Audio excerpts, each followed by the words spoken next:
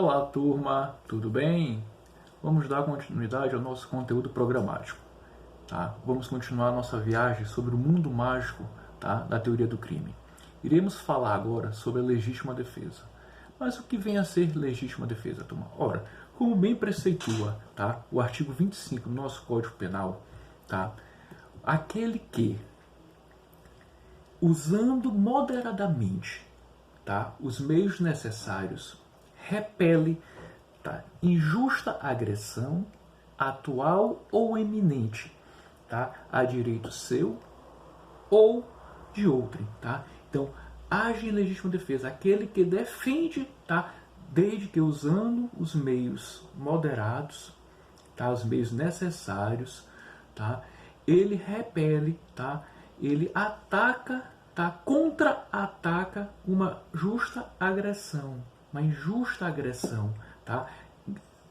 Injusta agressão atual ou iminente, seja dele ou de outra pessoa, tá? Isso vem a ser legítima defesa, tá?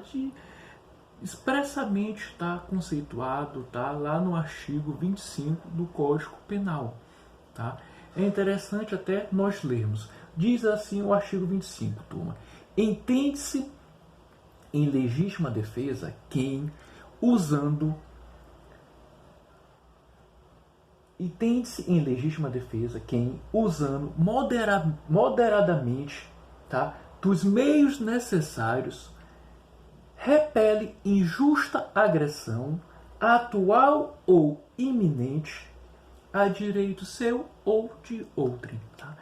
Foi o que acabamos de falar. O conceito está de maneira expressa, tá? Descrita no artigo 25 do nosso Código Penal. Beleza? Espécies de legítima defesa. Nós temos legítima defesa quanto à titularidade. Ela pode ser legítima defesa própria ou legítima defesa de terceiro. A legítima defesa própria, o que vem a ser, turma? É quando a própria pessoa titular do bem agredido, tá? reage à injusta agressão atual ou iminente. Tá? Então, direito, legítima defesa própria é aquela em que o próprio titular, tá? O próprio titular do bem que está sofrendo a agressão, tá? Ele ataca, tá? Ele revida aquela injusta agressão atual e iminente, tá? Ele mesmo. Legítima defesa de terceiro é quando a pessoa, tá? O agente, ele repele, ele ataca uma injusta agressão atual e iminente que está sendo sofrida por outra pessoa. Por isso nós chamamos legítima defesa de terceiros, tranquilo? Outra classificação, então, quanto ao elemento subjetivo do agente. Quanto ao elemento subjetivo do agente. Nós temos a legítima defesa real e a legítima defesa putativa. Legítima defesa real. O que vem a ser legítima defesa real, turma? É a legítima defesa por excelência, tá? É a legítima defesa por excelência. Quando alguém, tá, revida uma injusta agressão atual ou iminente, seja dele ou de outrem. Beleza? Isso é a legítima defesa real. Um exemplo, turma. Um exemplo de legítima defesa real. Tá? O policial, tá? Um policial, tá? Em meio a uma troca de tiros, ele vê, tá? Ele vê uma pessoa vindo em sua direção carregando uma furadeira e confunde essa pessoa com um bandido e atira nessa pessoa, tá? Então, legítima defesa real, tá? Ele vê uma pessoa, ele está no momento de uma troca de tiros com bandidos, tá? Vê uma pessoa segurando, tá? Uma furadeira, por pensar que era uma arma de fogo, ele atira contra essa pessoa. Legítima defesa real, beleza? E a legítima defesa putativa, gente? O que vem a ser essa legítima defesa putativa? Gente, vamos lá. Legítima defesa putativa, turma, ocorre, tá, quando existe um equívoco, tá, do autor sobre a realidade do fato. Então existe um equívoco do autor quanto à realidade dos fatos. Então a pessoa, turma, imagina, tá, que está diante de uma injusta agressão atual ou iminente e reage em legítima defesa, tá? No entanto, turma, as circunstâncias, tá, trata-se de uma falsa percepção do agente com o que realmente está acontecendo, tá? Ele imagina que ele vai sofrer uma justa agressão e reage. Um exemplo, vamos lá. Tibúcio tem uma rixa com o Chiquinho, tá? Chiquinho diz que quando encontrar Tibúcio na rua, irá matá-lo. Certas vezes eles estão na rua, tá? E se encontram Tibúcio e Chiquinho. Chiquinho bota a mão no bolso. Tibúcio, por imaginar, tá, que Chiquinho iria cumprir com sua promessa e matá-lo, saca uma arma e mata Chiquinho, tá? Legítima defesa putativa ou imaginária, tá? Legítima defesa putativa ou imaginária. Quando na realidade o que é que Chiquinho estava puxando? Um cravo de rosa para selar a paz com Tibúcio. Legítima defesa putativa. Tranquilo? Beleza, turma. Vamos falar agora um pouquinho do exercício regular de direito. O que vinha a ser exercício regular do direito, turma? O exercício regular do direito, turma, consiste na atuação do agente dentro dos limites conferidos pelo ordenamento jurídico. Então, o agente vai agir dentro do que está previsto na lei, tá? Nesse caso, turma, o agente não comete crime por estar apenas exercitando uma prerrogativa que a lei lhe confere, tá? Então ele não comete nenhum crime, tá? Tendo em vista ele estar executando uma prerrogativa que a lei o confere. Um exemplo, turma, do exercício regular do direito é o particular, tá, que efetua uma prisão em flagrante. Não? Particular que efetua uma prisão em flagrante. Ele está cumprindo um exercício regular do direito. Beleza? Vamos para frente. Turma, estrito cumprimento do dever legal. Estrito cumprimento do dever legal. O que vem a ser isso aí? Vamos lá, gente. É quando, turma, a conduta do agente, tá, ela está enquadrada no próprio tipo penal. Então, a conduta do agente está enquadrada no próprio tipo penal, tá? Entretanto, turma, ele está albergado, ele está autorizado pela lei de cumprir aquela conduta, de realizar aquela conduta, tá? Um exemplo, o oficial de justiça, tá, que apreende bens de alguém para penhora, tá? Ele está albergado na lei. A lei lhe permite empenhorar, pegar aqueles bens. Beleza? Tranquilo. Vamos para frente, turma.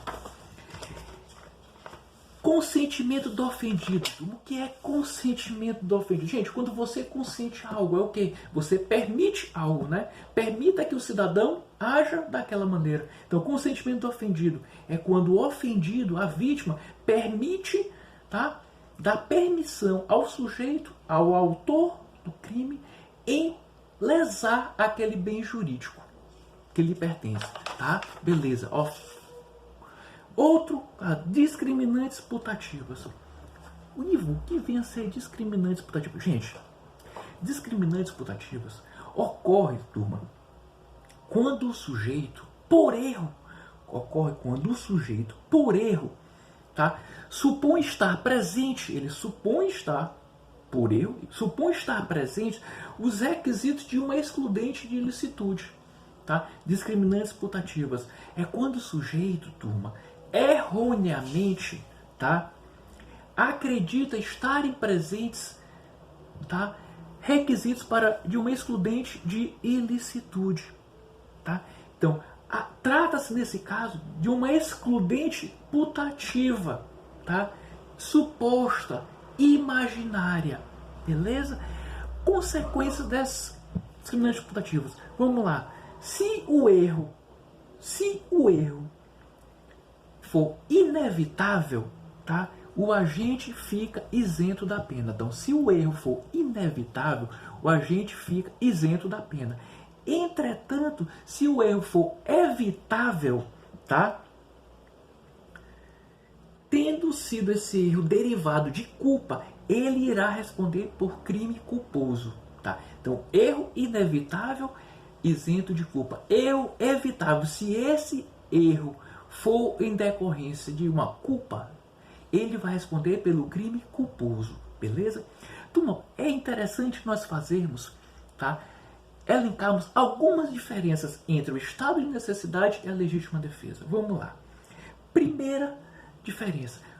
No estado de necessidade, há conflito entre bens jurídicos. Então, no estado de necessidade, há conflitos entre bens jurídicos, tá? Na legítima defesa, ocorre a repulsa contra o ataque, tá? Então, estado de necessidade, conflito entre bens jurídicos. Legítima defesa, há uma repulsa contra o ataque.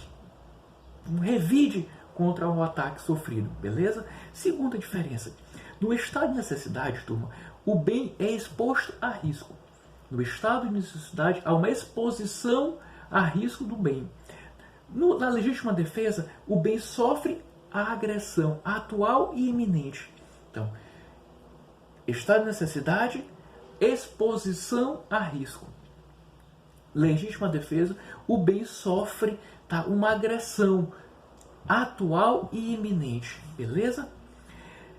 Terceira diferença. O estado de necessidade, o perigo pode ser proveniente de conduta humana ou animal. Então, no estado de necessidade, turma, o perigo pode ser proveniente, pode surgir de uma conduta humana ou uma conduta animal, tá? Na legítima defesa, a agressão deve ser humana. Então, estado de necessidade, tá? O perigo pode advir, tá, de uma conduta animal ou humana. Na legítima defesa, obrigatoriamente, essa agressão será oriunda de uma conduta humana, beleza? Quarta característica, turma. No estado de necessidade, tá, a conduta pode atingir bem jurídico de terceiro inocente. Então, no estado de necessidade, a conduta pode atingir o bem de terceiro inocente. Na legítima defesa, a conduta pode ser dirigida apenas ao agressor. Então, estado de necessidade, a conduta pode atingir um bem jurídico de terceiro inocente. Na legítima defesa, a conduta pode ser dirigida tão somente para o agressor. Beleza? Tranquilo. Vamos para frente, gente. Imputabilidade penal. O que é imputabilidade, Ivo? Gente, imputabilidade penal é a possibilidade de se atribuir a alguém, tá, a responsabilidade por um ato praticado, por um fato praticado. Ou seja, gente, é o conjunto, tá, de condições pessoais que dá ao agente a capacidade para ser juridicamente imputado à prática de uma infração penal, tá? Imputabilidade penal é a capacidade que o agente tem de responder pelos seus atos na esfera penal, tá? A capacidade que ele tem de ser responsabilizado pela prática de uma infração penal, beleza? Critérios para definição da inimputabilidade. Se a imputabilidade é a capacidade de ele responder, a inimputabilidade é a capacidade que ele tem de não responder. Está prevista onde a inimputabilidade? No artigo 26 do nosso Código Penal, que é assim diz, gente. Inimputáveis. É isento de pena o agente que, por doença mental ou desenvolvimento mental incompleto ou retardado, era, ao tempo da ação ou omissão, que é ação ou omissão? No tempo da conduta, tá? Inteiramente incapaz de entender o caráter ilícito do fato ou de determinar-se de acordo com esse entendimento. Beleza? Legal. Critérios para a definição da imputabilidade, turma. Critério para nós definirmos essa imputabilidade. Existem 3 critérios. O critério biológico, o critério psicológico e o critério biopsicológico. Vamos falar de cada um. Critério psicológico, que vem a ser, gente? Ele leva em consideração apenas o desenvolvimento mental do acusado, tá? Ele leva em consideração tão somente, tá, o desenvolvimento penal do acusado, tá? Quer em face dos problemas mentais ou da idade do agente. Esse é o critério psicológico. Biológico. O critério psicológico, turma, tá? Ele considera apenas se o agente era ao tempo da ação ou omissão, ao tempo da conduta, tá? Se ele tinha capacidade de entendimento e de autodeterminação. Se ao tempo da conduta, ação ou omissão, ele sabia o que estava fazendo. E o terceiro critério, tá? Biopsicológico, turma. O que vinha a ser esse critério? Considera, turma, inimputável, tá? Aquele que, em razão da sua condição mental, tá? Considera-se, para o critério biopsicológico, considera-se, tá, inimputável, tá, aquele que, em razão de sua condição mental, era, ao tempo da ação ou omissão, ao tempo da conduta, totalmente incapaz de entender o caráter ilícito do fato e de determinar, tá, a consequência desse ato, tá? Beleza? Ótimo. Vamos lá. Minoridade. A minoridade, turma, está prevista no artigo 27 do nosso Código Penal, que assim diz, tá? Os menores de 18 anos são penalmente inimputáveis, tá? Ficando sujeitos às normas estabelecidas na legislação especial. Então, os menores de 18 anos são inimputáveis. Vão estar sujeitos, eles não vão cumprir pena, tá? Vão cumprir medida socioeducativa, beleza? Emoção e paixão, que está previsto no artigo 28 do nosso Código Penal, tá? Que assim diz: não exclui a imputabilidade penal a emoção ou a paixão. Não exclui, tá, a imputabilidade, tá? A emoção e a paixão. O que significa? Vamos lá.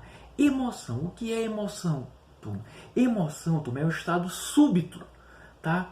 Passageiro de instabilidade psíquica. É uma perturbação momentânea da afetividade. Isso é emoção, é algo passageiro. Paixão é um sentimento duradouro, caracterizado, turma, por uma afetividade permanente. Então, enquanto, turma, a emoção é algo passageiro, a paixão é algo duradouro. Beleza? Tranquilo.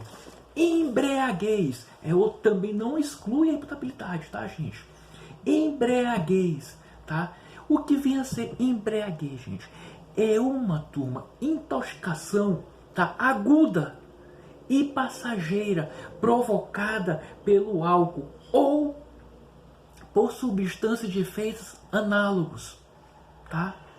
Que apresenta, turma, uma fase inicial, tá?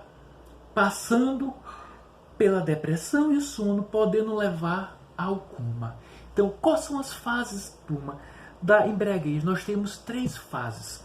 A primeira fase que nós chamamos fase da excitação, tá? Ou também chamada fase do macaco. Que vem a ser essa fase da excitação ou fase do macaco, turma? É a embriaguez incompleta, em que ocorre um afrouxamento, tá, das funções naturais da pessoa, tá? Ele fica alegre, tá? A segunda fase da depressão, também chamada fase do leão, tá? É a embriaguez completa, turma, em que o agente não controla seu comportamento, não tendo mais consciência e vontade, a pessoa se torna o rei dos homens. Beleza?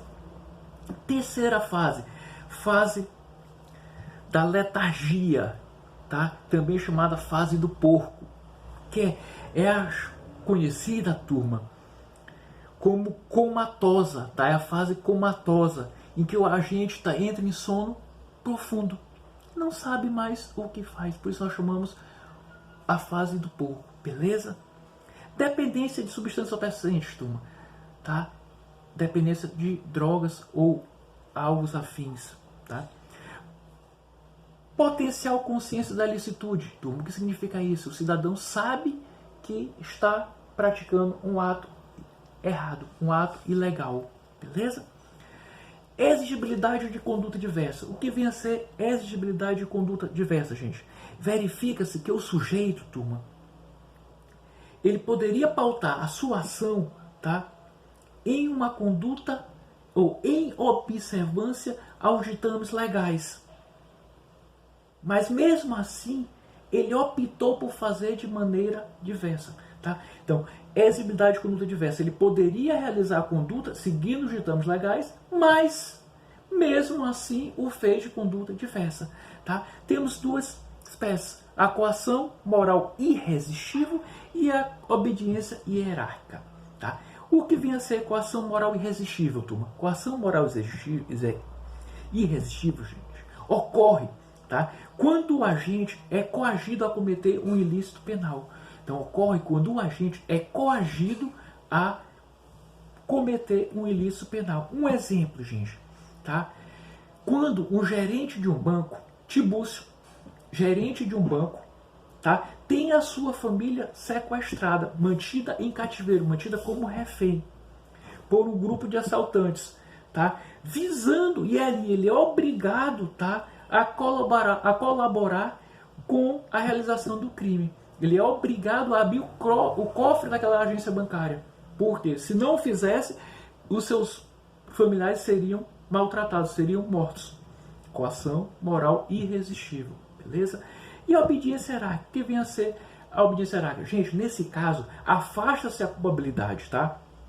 Afasta-se a culpabilidade quando um funcionário público realiza a conduta observando estritamente uma ordem não manifestamente ilegal no superior hierárquico, tá? É quando um funcionário público, turma, exerce, faz, tá, comete algum crime seguindo uma ordem, tá, de um superior hierárquico, tá? Então afasta-se a culpabilidade quando o funcionário público, tá, ele realiza uma conduta observando estritamente uma ordem não manifestamente ilegal de um superior hierárquico.